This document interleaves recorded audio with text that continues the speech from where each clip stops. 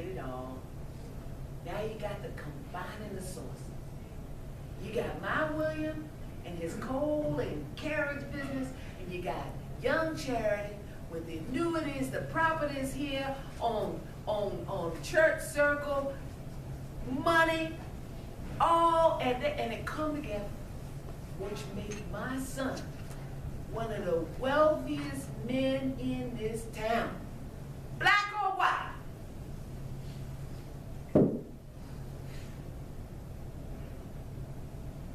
I guess you think to look at me now, I'm free. I got jewels, I got proper clothing. Young Charity helps me into them. Fact is, I wish I didn't have to wear so much.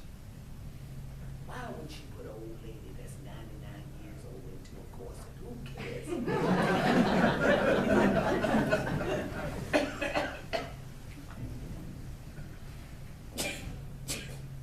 The fact is, I'm not free.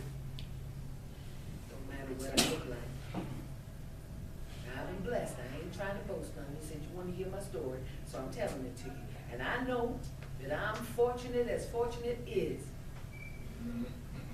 Good Lord done shine down on us. And even if I'm blessed, I'm going to tell you here now, it ain't for lack of working.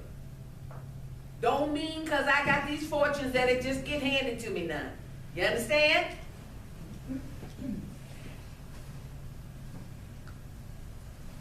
So here it is. This is how it happened. The Callahans willed me to their nephew when they died. In these will, they told them to see to it that I was taken care of on account of the law said you can't free nobody after the age of 45. And I was well past 45 before the Callahans died. So I would be a slave and I would remain a slave and will do until I die.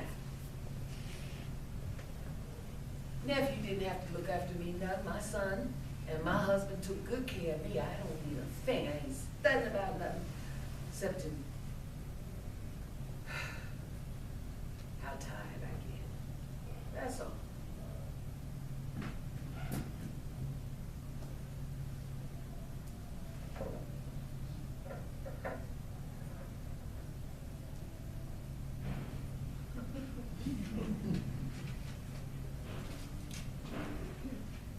You get to be my age. It's the small things that matter.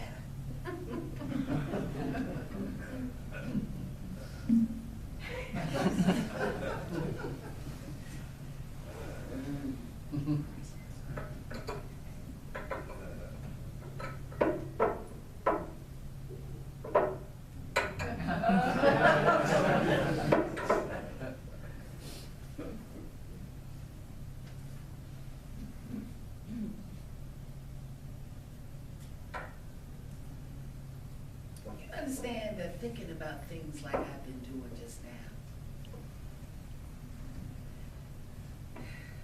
they bring back a lot of memories. Fine ones and dark ones.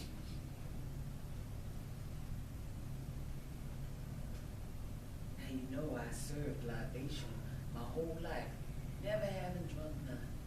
I think it's mighty funny that I get my own flask and I get to finish one a day.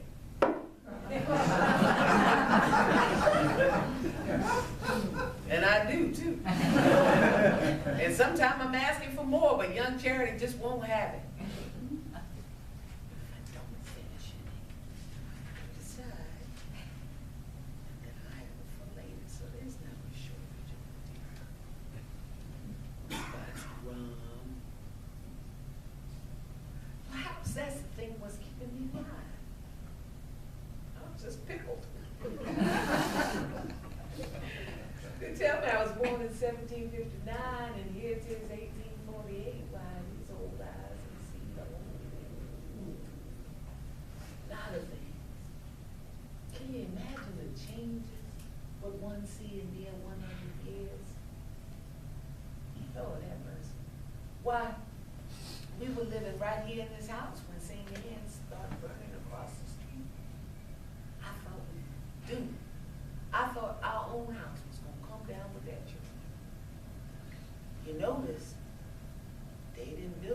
can run in wood again. No. Family's buried right there, right along with the white folks. You can go right in there and see them, the bishops. But we couldn't sit down below with the white folks. No, so we had to sit up in the top there. Like the Lord ain't shining down on me like they shining down on them. Yes. That's all right. There's meeting houses springing up around here all over the place now. Black folks get their own churches. Ain't that fine? Yes, sir. I done seen a lot. Oh, where was I? Older Charity and my William, they had children. They had a James too. He become a barber.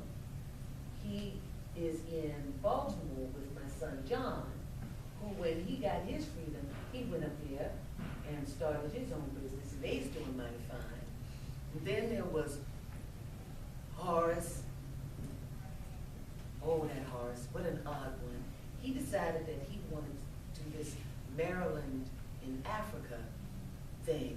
Now, he was already free. Mind you, he didn't go over there in exchange for his freedom. He went over there on account he wanted to start a business in Africa. So he dragged his brother Nicholas right along with him. And they go over there to study or to become, what do they call that? Rubber plantation. Oh, rubber plantation. What in the world does my grandson know about rubber? Nothing. And that's why Nicholas ended up coming back. But without Horace, on account of the most I could get out of Nicholas was that Horace died over there. And that's the most I could get out of him. Nicholas come back here, he started over. And he had himself a child too, what he called William, named for my son and my husband. That young William, he wanted to be a doctor. And my William, being as well off as he is, say that he will spare no expense. He will see to it that his grandson gets everything he needs. Can you imagine? Now, I'm sure I won't be here to see that. But just the idea that we may have a black doctor in this here town of Manassas. Ain't that something? Ain't that something? Then, of course, William and Charity, they had a daughter named Rebecca too. Lord, that child felt the sun rose and shined in her. You know, these young Negro children, what's mighty educated and don't want for nothing. She knew all the fine Negroes up and down the coastline here, going north and coming south. Trenton, New Jersey, and New York. And she married her man from up in New York there. And they had 3 children, and she too died in childbirth.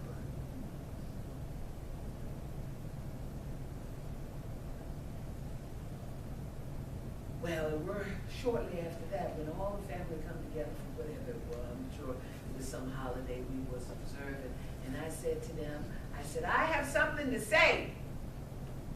Everybody listening? And they said, yes. I said, I want everybody was sitting here today to know that as long as I'm living, you will never name another child Rebecca. Do you understand me? And they all agreed to it. Something about that name.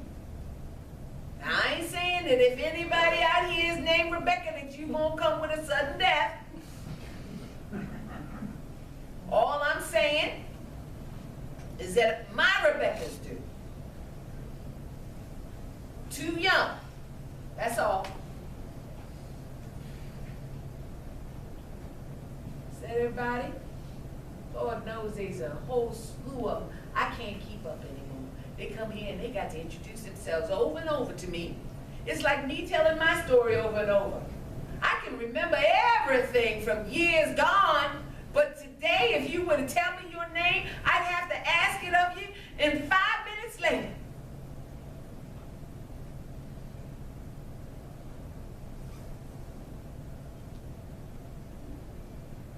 I suppose that's everything I want to say.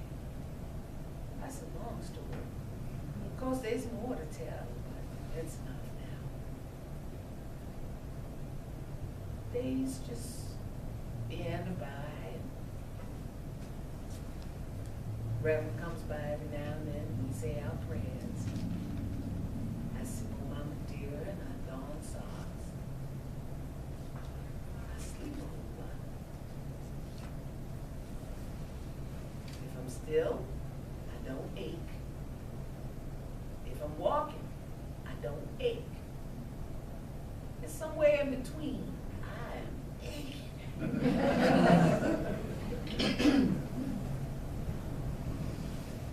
Well, now thank you for your time. You've been mighty patient. I'm so sorry I can't see your fine faces. I can tell by your laughter, though, that you're so fine. I need a young one to come up here, though. I'm 99 years old. Do I have to say it twice? There aren't any young ones. Are you 99, sir? This guy here. Because if you're not 99, you're a young'un. Come on the side. All right.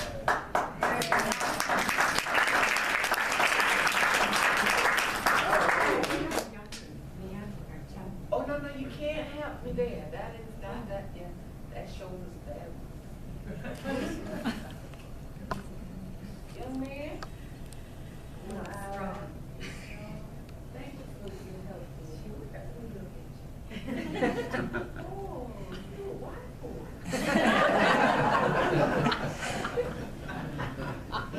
What's your name? Bush. Got me a grandson named Mickey. Do you hear that? All right, now stand right here. All right, now what I need you to do is take me by my hands, both your hands, you pull me both up, and pull when I say pull, when I say pull, all right? All right, pull.